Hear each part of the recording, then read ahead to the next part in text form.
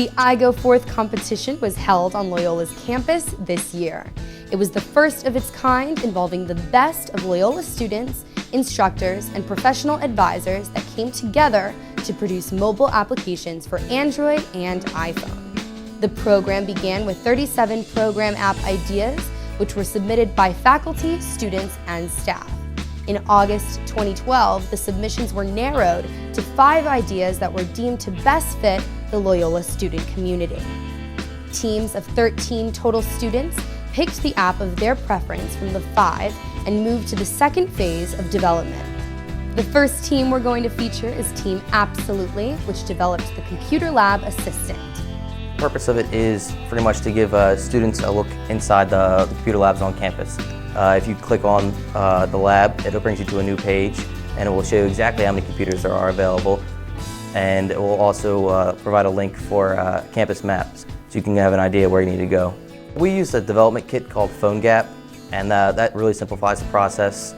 Typically, if you're developing for the iPhone, you would code in Objective-C. What PhoneGap allows you to do is pretty much code in HTML and CSS like a web developer would. So that really bridged some gaps for us. And the school was great providing documentation on how to use the software, and they were there every step of the way if we had any questions or issues.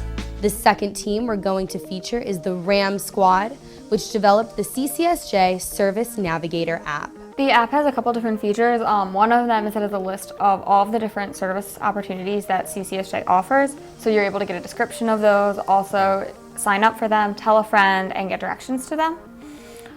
It also has information about CCSJ itself, also about justice education opportunities and service learning. So from the beginning, it was up to me to really oversee the project, make sure we figured out our timeline, handed in all our documents on time, and also to be one of the people to develop the app.